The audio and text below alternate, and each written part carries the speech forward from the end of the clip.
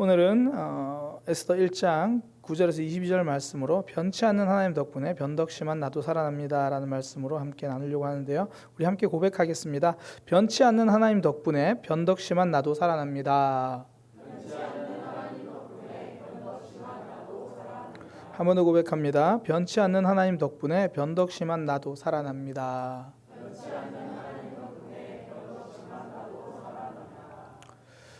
금요 기도회 때마다 에스더 말씀을 살펴보고 있습니다. 지난주는 부흥회였고요. 딱 한 주 지났는데 이상하게 저에게는 굉장히 오랜 시간이 좀 지난 것 같은 그런 느낌입니다. 돌아온 주일도 이제 딱 한 주 부흥회로 설교하지 않았는데요. 이상하게 이번엔 되게 오래된 것 같아요. 한 달 만에 설교하는 약간 그런 느낌이 좀 들어요. 에스더 이제 두 번째 시간 살펴보는 거거든요. 오늘 본문의 사건은 아하수에로 왕이 잔치할 때 일어난 사건입니다. 지난주는 잔치했다라는 내용이었고 오늘은 그 잔치할 때 일어난 사건인데 이 사건을 관통하는 두 가지 개념을 잡으라면 저는 감정과 법률 이렇게 말하고 싶어요. 감정과 법률. 그러니까 감정은 아하수에로 왕의 감정이죠. 그는 왕후 와스디를 자랑하고 싶어하는 감정에서 자기가 거절당하니까 순식간에 분노하고 미워하는 감정이 됩니다. 정말 짧은 순간에 감정이 변해버리죠. 그러고 때문에 와스디는 왕후에서 폐위가 됩니다. 그런데 그때 사용된 건 또 아이러니하게 법률이에요. 감정과 법률은 정말 이게 같이 할 수 없는 단어 같은데 성경은 그 법률을 기록하여 변개함이 없도록 할 것이다 그렇게 말해요. 에스더 1장 19절이죠. 보면 조서를 내리되 바사와 메대의 법률에 기록하여 변개함이 없게 하고, 그러니까 참 황당하다는 생각이 들어요. 그러니까 쉽게 변하는 왕의 기분을 맞추려고 바꾸지 못하는 법을 제정하는 모습. 그러니까 바꾸지 못한다고 말하는 법조차 변해버리는 마음을 위해서 만들어지고 있는 그런 모습. 정말 신기하지 않아요? 근데 이게 삶이에요. 이 변하지 않을 것 같은 사람의 마음도 시간이 지나면 변합니다. 아주 오래된 광고 카피죠. 혹시 기억나나요? 사랑은 움직이는 거야. 기억을 안 나시나요?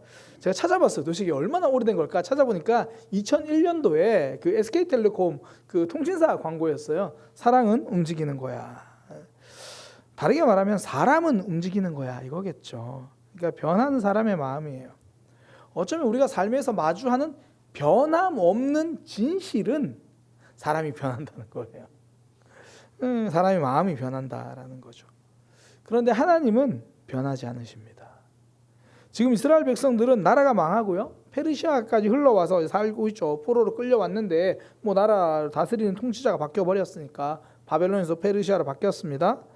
그런데 그 이스라엘이 망한 이유가 하나님을 떠났기 때문이에요. 그러니까 나라가 멸망하고 예루살렘 성전도 파괴됐거든요. 그러니까 이스라엘 백성들은 하나님을 잊어서 지금 나라가 망하고 지금 페르시아에 있는 거죠. 그런데 하나님은 그들을 잊지 않으십니다. 그러니까 우리가 이 에스더서를 통해서 만난 하나님이 변함없이 그 백성을 지키시는 하나님이에요. 그러니까 이스라엘 백성들은 그들이 하나님을 잊어서 그 포로로 끌려갔는데 하나님은 거기서도 변함없이 그들을 지키신다. 이게 에스더 전체 메시지거든요. 관통하는 메시지. 그러니까 이스라엘의 마음은 변했어도 하나님은 변하지 않으십니다. 아하수에로 왕의 마음 보세요. 왕후가 한 번 거절했다고 180도 달라져요.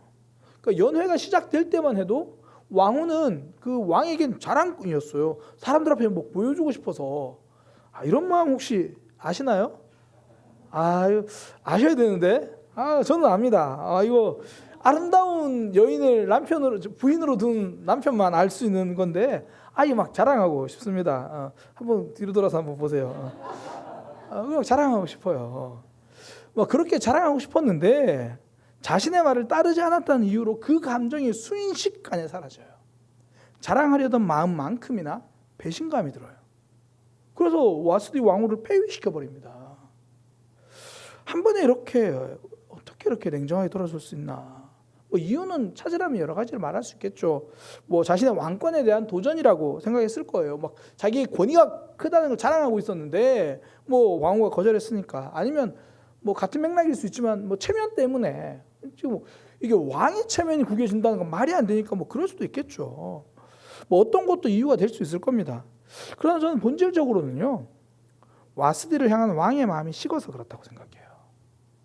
이게 역사적으로 봐도 왕들이요, 여인에게 푹 빠져 있으면 그 여인이 어떤 일을 시켜도 해요. 어떤 실수를 저질러도 받아줍니다. 반대로 마음이 식어버리면 작은 실수에도 크게 반응하죠. 제가 설교에 몇 번 인용했던 것 같은데 한비자에 나온 이야기인데요. 여도지주회라는 그런 이야기가 있습니다. 그러니까 먹다 남은 복숭아라는 이야기. 그러니까 위나라의 전국시대, 중국 전국시대 위나라의 왕이 미자하라는 신하를 총애했습니다. 이 신하가 왕이 보기 굉장히 마음에 들었던 거예요. 굉장히 총애했는데 이 미자하가 한 번은 왕의 수레를, 왕이 타는 그 마차 같은 거예요. 그걸 왕이 허락도 안 받고 자기가 개인적인 용도로 써버린 거예요. 그러니까 신하들이 난리가 났죠. 근데 왕이 그걸 넘어가요. 그리고 한 번은 왕이랑 같이 이제 거닐다가 왕의 과수원에서 복숭아를 따다가 한 입 먹어보고 너무 맛있다고 한 입 먹은 걸 왕에게 드셔보세요 이런 거예요. 신하들이 난리가 났어요. 근데 왕은 그것도 충심이라면서 와 어떻게 얼마나 맛있으면 왕에게 주겠냐. 그래서 그걸 받아 먹어요. 근데 세월이 지나자 미자에 대한 총애가 사라져 버리거든요. 그러니까 왕이 뭐라 그러냐면 저놈을 죽여라. 예전에 왕이 타던 수레를 허락도 없이 탄 놈이고 자기가 먹던 복숭아를 왕에게 준 놈이다. 이렇게 말해버려요. 그러니까 마음이 변하니까 이미 지나버린 죄도 용납하지 못하는 거예요. 그렇게 볼 때 지금 아하수에로 왕에 보면 저는 마음이 변한 거다 그 생각이 들어요. 그러니까 와스디 왕후를 향한 사랑의 유통기한이 끝나버린 거예요. 마음이 변하면 상대방이 거절 한 번 해도 왕후 자리에서 쫓아내 버리는 거죠. 이런 아하수에로의 모습을 보니까 한편으로 우리 하나님 참 감사해요.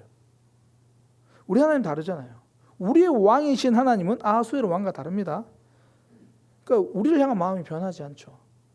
우리의 신앙은 사실 제목에도 그렇지만 변덕심한 나 이건 설명 안 해도 되죠. 그러니까 우리 자신이 얼마나 변덕을 부리는지, 우리 신앙이 얼마나 날마다 변덕을 부리는지 이건 진짜 따로 설명도 필요 없어요. 그죠? 그러나 나를 향한 하나님의 사랑은 변하지 않습니다. 이게 하나님이에요. 디모데후서 2장 11절에 보면 이렇게 표현하죠. 우리는 미쁨이 없을지라도 주는 항상 미쁘시니. 이게 미쁘다는 단어를 요즘 잘 안 쓰는 단어예요. 이게 이쁘다는 단어가 아닙니다. 예쁘다라는 단어가 아니라 제가 정확한 사전적인 의미를 하려고 이걸 검색을 했는데 미쁘다 해서 네일 아트집만 쫙 나오더라고요. 미쁘다가 믿을만하다는 뜻이에요. 믿을만하다. 믿을만하다라는 우리나라 단어입니다. 믿음직스럽다, 믿을만하다. 그래서 잘 안 써요. 성경에서 성경에서 미쁘다는 단어가 나오면 그 찬송가도 있잖아요. 참 미쁘다. 이게 우리 하나님 신실하시다 그런 의미거든요. 그래서 이거 개역 새 번역에 굉장히 번역을 잘 해놨어요. 이렇게 번역됩니다. 우리는 신실하지 못하더라도 그분은 언제나 신실하십니다. 이게 미쁘다라는 단어입니다. 예쁘다가 아니에요. 믿을만하다. 정말 신실하다. 이게 우리가 신앙생활 할수록 정말 많이 깨닫죠. 우리는 진짜 신실하지 못해요. 그러니까 미쁘지 못해요. 변덕이 심합니다. 근데 또 하나님을 알아가면 알아갈수록 느끼는 게 뭐냐면 그분은 참 미쁘시다. 그러니까 신실하시다. 변함이 없으시다. 이게 성도의 소망입니다. 변치 않는 하나님 덕분에 변덕 심한 우리도 살아나는 거예요. 그래서 오늘은 딴 게 아니라 감정적인 페르시아 왕, 그 아하수에로 왕과 변함없으신 우리의 왕 하나님이 얼마나 다른지 두 가지를 좀 살펴보려고 합니다. 첫 번째, 감정적인 페르시아 왕은 자신의 상한 감정으로 법을 뜯어 고치려고 하죠. 그러니까 처음에는 관련 법이 있는지 물어요. 에스더 1장 15절. 왕은 와스디가 내시가 전하는 왕의 명령을 따르지 않으니까 규례대로 하면 어떻게 처치할까? 제가 말이 너무 심한 거 아니야? 어떻게 처치할까? 그래서 원어에서 도대체 진짜 저게 막 쓱싹 이런 의미인가 싶어서 찾아봤는데 그런 의미는 아니고, 그러니까 법률대로 하면 어떻게 해야 되나? 이제 그렇게 질문한 거예요. 내가 번역을 너무 무섭게 해놨어요. 어떻게 처치할까? 그러니까 법에 따르면 어떻게 하는 게 맞냐? 법을 묻는 거예요. 그런데 법이 없잖아요, 사실. 그런 법이 있겠어요? 왕이 불렀는데 왕후가 안 오면 어떻게 하라는 법이 몇 조 몇 항 없잖아요. 그러니까 새로운 법을 만들어버려요. 그게 에스더 1장 19절에 하는 말이 이제 한 신하가 말을 하죠. 왕이 만일 좋게 여길 건데 와스디가 다시는 왕 앞에 오지 못하게 조서를 내리십시오. 법률을 만드십시오. 그리고 그 왕후를 쫓아내십시오. 왕후를 그보다 더 나은 사람에게 주십시오. 쫓아내라는 얘기잖아요. 그러니까 지금 왕이 상해버린 마음 때문에, 그 감정 때문에 법까지 바꿔요. 이게 아하수에로 왕입니다. 그 자신의 감정에 따라 법도 바꿔버리고. 그런데 우리의 왕 하나님은 다르시죠. 하나님이 우리에게 주신 말씀은 세상이 없어져도 그 말씀을 바꾸진 않으세요. 그게 마태복음 24장 35절 천지는 없어질지언정 내 말은 없어지지 아니하리라. 성경책과 번역은 조금씩 뭐 달라지기도 합니다. 예전에는 개역 한글판, 요즘 개역 개정판, 사실 아직도 성경 암송 잘 안 되잖아요. 우리는 이제 청년들은 모르겠어요. 새로 하면 모르겠지만 아직도 아마 집사님들 우리 해보면 다 틀려요, 암송.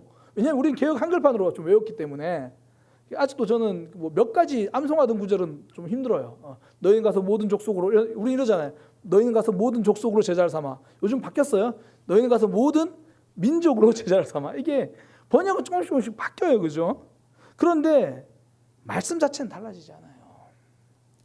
예수님이 오신 이후로 2000년 동안 성경은 달라지지 않았습니다. 시대는 얼마나 많이 변했어요. 시대가 아무리 변해도 말씀은 달라지지 않습니다. 그러니 이 말씀은 어제도 우리에게 답이 되고요, 오늘도 우리에게 답이 되고 내일도 우리 삶의 답이 됩니다. 그 말씀은 달라지지 않아요. 계속 그 말씀 붙들고 사는 거죠. 우리가 잘 아는 찬송가 199장 있잖아요. 나의 사랑하는 책 1절에 보면 이렇게 되어 있습니다. 나의 사랑하는 책 비록 헤어졌으나 어머니의 무릎 위에 앉아서 재미있게 듣던 말 그때 일을 지금도 내가 잊지 않고 기억합니다. 그러니까 지금 성경은 낡고 헤어지고 막 다 살았는데 그 말씀은 변함없이 내 마음속에 남아있다는 거예요. 책은 많이 낡았어요. 그 말씀은 낡지 않았습니다. 3절 예수 세상 계실 때 많은 고난 당하고 십자가에 달려 죽임 당한 일 어머니가 읽으며 눈물 많이 흘린 것 지금까지 내가 기억합니다. 전 이건 어머니의 눈물을 기억한다는 의미로 받아들이지 않아요. 어머니가 십자가에 다신 예수님 그 고난 주간에 읽으셨더니 그 말씀 읽으면서 그 사랑 때문에 어머니가 그걸 보면서 읽으면서 눈물 흘렸어요. 그 사랑에 감사하고 그 예수님의 사랑 때문에 울었어요. 그런데 그 어머니 속에 역사하셨던 그 말씀이 지금 나에게도 울림이 된다는 그런 이야기잖아요.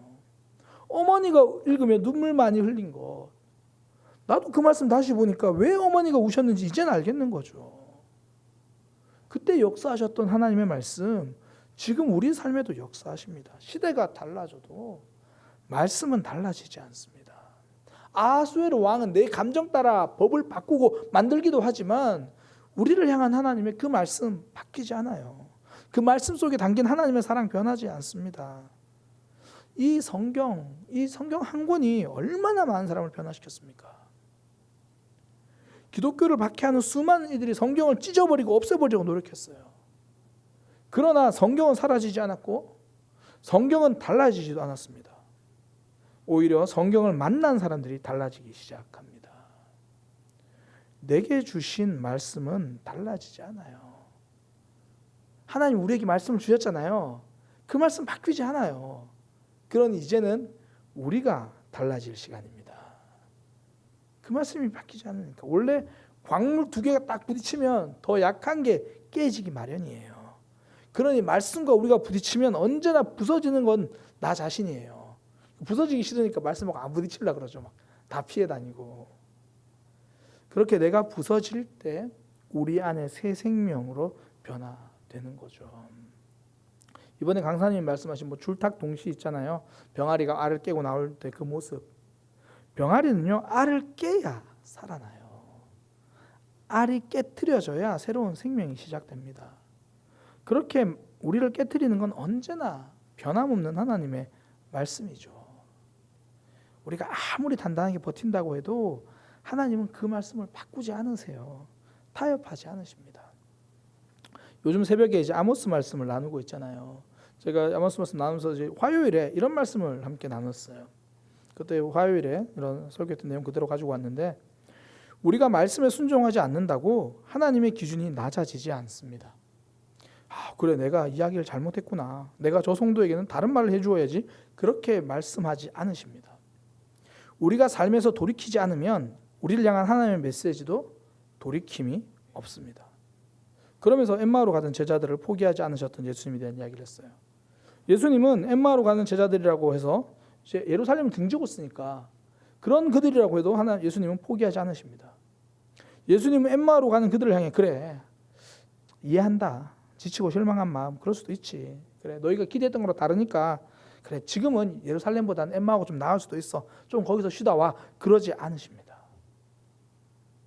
예수님은 여전히 그들이 사명의 자리로 돌아오기를 원하십니다. 그들이 엠마오가 아니라 저 멀리 로마 아니면 어쩌면 그보다 더 멀리 갔을지라도 예수님은 끝까지 쫓아가셨을 겁니다. 하나님과 예수님의 뜻은 변하지 않기 때문입니다. 방법은 하나밖에 없습니다. 우리가 돌아서는 겁니다. 엠마오로 가던 그들의 발걸음을 돌려 예루살렘으로 향하는 거죠. 그러니까 하나님이 혹시 나에게 한번 말씀하신 게 있잖아요. 그러면 빨리 포기하시는 게 좋습니다. 하나님은 말씀을 안 바꾸세요.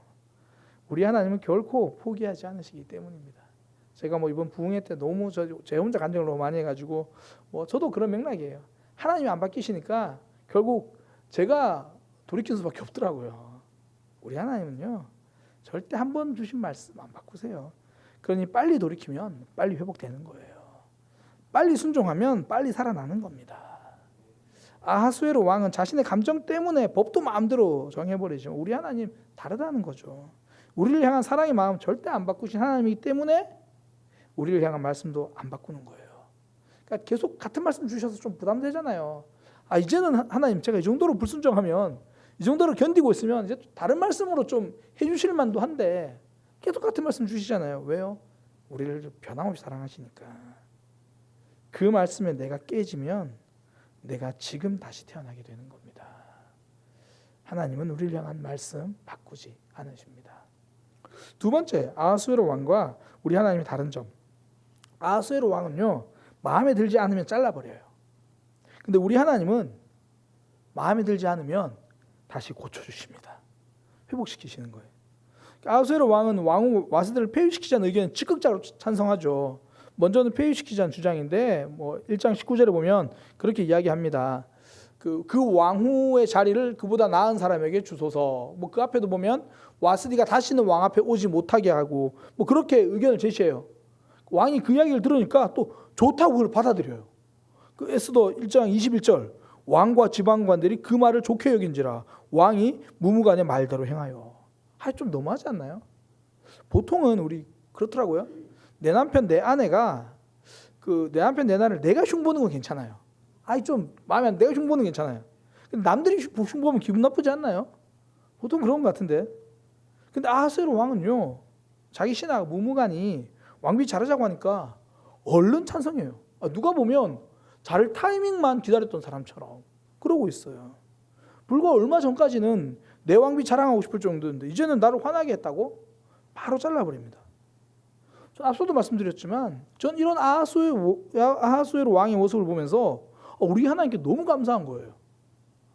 지금 와스디는 한 번 돌아오라고 한 번 오라고 그랬는데 안 왔다고 잘라버렸어요.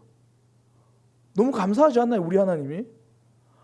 우리 하나님은 정말 이런 모습 보면서 지금 한 번 오라고 했는데 안 왔다고 화가 나가지고 잘라버렸는데 우리는 하나님을 화나게 할 때가 얼마나 많습니까? 많잖아요. 이것도 따로 설명 안 해도 될 만큼. 그런데 우리 하나님은 우리를 잘라내지 않아요. 저를 잘라내지 않으십니다. 대신 돌이키라고 말씀하시죠. 아하수에로 왕은 잘라내지만 하나님은 돌아오라고 하시고 고쳐주시고 회복시켜 주십니다. 아하수에로 왕의 신하는 왕이 눈치 보면서 잘라내야 합니다. 그렇게 말해요. 근데 우리 하나님의 신하, 선지자들이죠. 우리 하나님의 신하, 선지자들은 와서 계속 돌아와야 합니다. 그렇게 말해요.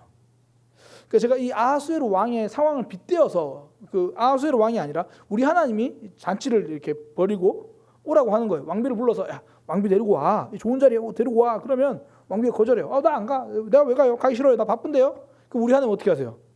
또 선지자를 보내요. 신하를 또 보내는 거죠. 다른 신하가 또 와요. 어서 나오라고 하십니다. 또 거절하는 거예요. 그랬더니 하나님이 어떻게 내 말도 안 듣고 또 보내. 또 보냈어요.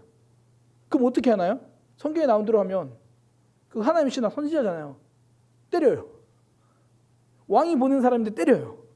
왕이 보낸 사람인데 죽여요. 왕이 보낸 사람인데 모욕을 줘요. 그러니까 우리 하나님 그 왕은 어떻게 하시나요? 마지막에 아들을 보내주세요. 그게 하나님이에요. 아하수에로 온 건 너무 다르잖아요. 저는 오늘 아하수에로 왕을 보는데 우리 하나님이 보여요. 다른 의미에서. 에스더 말씀 자체가 그래요. 지금 에스더의 말씀의 배경이 아까 제가 말씀드린 페르시아 왕궁이에요. 예루살렘 왕궁이 아니에요. 이스라엘 멸망했으니까. 국력이 약해서가 아니라 하나님 떠났기 때문에. 그럼 다 끝나야 돼요. 그런데 하나님은 거기 계세요. 예루살렘뿐만 아니라 페르시아에도 계세요. 혹여나 우리 사랑하는 지체들 중에서 누군가 예배 자리를 떠났다 그러면요, 그 사람이 하나님과 상관없는 사람이 될까요? 하나님은 그가 다른 곳에 있어도 기어이 찾아가세요. 그러면서 누군가를 통해서 부르실 거예요. 어떤 상황을 통해서 부르실 겁니다. 하나님 이왕이면 아마 우리 사랑하는 교회 지체들 통해 부르시길 원하십니다. 우리가 손 내밀 때 오는 거예요. 실제로 우리 교회 지체들 중에서 그렇게 지금 오셔서 함께 예배드리는 분들 있잖아요. 요즘 바쁘다고 가끔 좀 안 보이시던데 그런 분들 있잖아요. 이스라엘 백성들이 페르시아에 있어도 하나님은 거기서도 그들을 돌보시고 지키십니다. 에스더서 자체가 하나님 거기서 지키신다는 거예요. 그런 내용이잖아요. 포로로 끌려간 자리 다 포기하고도 끝났다고 생각한 자리 하나님은 거기서도 일하시죠. 그러니 성도는요, 한 번의 죄로 인해서 그 삶이 무너지지 않습니다. 때로는 잘못된 선택을 할 수도 있습니다. 그러나 하나님은 그렇다고 해서 우리를 버리시거나 포기하지 않습니다. 저는 사실 우리가 죄 가운데 거해야 된다 이런 의미는 아니에요. 그러나 제가 확신 있게 말씀드릴 수 있는 건 우리의 어떤 완악함도 우리 하나님의 긍휼하심을 이기지는 못합니다. 우리를 부르시는 거예요. 그 영화 어벤져스 엔드게임이라는 영화에 보면요, 이제 이 영화도 벌써 많이 오래돼가지고 그 호크아이라는 한 사람이 나와요. 활 쏘는 사람인데 이 타노스가 이래가지고 사람 절반 죽었잖아요. 자기 가족도 죽었거든요. 너무 화가 나는 거예요. 내 가족은 착한데 저 범죄자들한테 살아있고. 그러니까 이제 자기가 개인적으로 범죄자들 막 죽이기 시작합니다. 그러니까 자기 스스로도 잘못된 행동이라는 걸 알지만 화풀이를 그렇게 하는 거예요. 그러다가 이제 다시 그걸 돌이킬 수 있는 방법이 그 돌을 다시 모아오면 된다. 그러면서 돌 하나를 모으는 방법이 뭐냐면 누군가가 죽어야 돼요. 그래야 그 돌을 이제 가져올 수 있는 거예요. 호크아이가 자기가 지금까지 했던 잘못이 있어서 자기가 죽으려고 합니다. 그때 이 나타샤라고 하는 여인이 같이 이제 구하러 갔는데 딱 말리면서 이렇게 말해요. 난 그 사람이 저지른 최악의 실수로 그 사람을 판단하지 않아. 나는 죽어 마땅하다 생각하는데 하는 말이 난 그 사람이 저지른 최악의 일을 가지고도 난 그 사람을 판단하지 않아. 그래서 호크아이가 살아야 한다. 그렇게 이야기를 합니다. 저는 이 말이 복음처럼 들렸어요. 선악과 이후에 하나님이 다 그렇게 이야기한 거잖아요. 하나님이 다 마음대로 해. 그거 하나만 지켜줘. 그거를 안 지켰는데도 하나님은 버리지 않으세요. 난 그거 하나로 너희를 버리진 않아. 물론 넘어지기도 하죠. 그러나 하나님은 다시 일으켜 세우시고 새롭게 만들어 주십니다. 저는 요셉의 이야기가 여러 가지 상황에서 우리에게 주는 메시지가 참 많다고 생각해요. 단순히 하나님이 뭐 이스라엘 백성들을 애굽으로 인도하냈다 이런 애굽으로 가서 그것을 지켜줬다 이런 걸 떠나서 요셉도 보면 늘 고자질하잖아요. 사실 트러블 메이커였죠. 집에 있을 때는. 또 야곱은 거기서 또 편애하고 형들은 또 그거 시기해서 세상에 동생을 죽이려고 하고 노예로 팔아버리고 이건 진짜 말도 안 되는 가정사예요. 근데 우리가 이렇게 극단적이진 않지만 우리 가정에도 보면 이런 일이 왜 없어요. 뭐 이런저런 아픔이 있잖아요. 그런데 하나님은 그거 다 사용해가지고 결국은 애굽도 살리고 그 가족도 살리고 그 주변도 살리세요. 우리는 잘못된 선택을 할 때가 많습니다. 그런데 하나님은 결국 우리의 삶, 그런 잘못된 선택까지도 회복시켜 주시고 새롭게 하셔서 우리를 살리는 도구로 만들어 주십니다. 하나님은 우리의 연약함, 우리의 완악함 버리지 않으세요. 다시 회복시켜 주십니다. 하나님이 우리를 포기하지 않으시니까, 잘라내지 않으시니까 아픔의 자리도 회복의 자리로 바뀌는 거죠. 집 나간 둘째 아들을 아버지가 받아주시니까 그 배고픈 돼지 우리도 회복의 장소가 되는 거예요. 회개의 장소가 되는 거죠. 신하가 한 번 보냈다고, 한 번 보낸 거 거절했다고 잘라버린 아하수에로 왕. 신하를 보내고 보내다가 안 돼서 아들까지 보내서 그 아들을 죽이는 이들을 향해서도 그 예수님은 아버지 저들의 죄를 용서하여 주옵소서. 그리고 다시 돌이켜서 회개할 수 있는 기회를 주시고 결국은 예루살렘 교회를 만들어내고야 마신 하나님. 그 하나님이 저와 여러분 우리의 하나님입니다. 그 변치 않는 하나님 덕분에 변덕심한 우리도 살아가는 거예요. 그러니 지금 내 모습에 절망하지 말고 좌절하지 말고 나를 불러서 회복시키시고 새롭게 만드시는 그 하나님 앞에 나아가는 저와 여러분 되기를 소망합니다.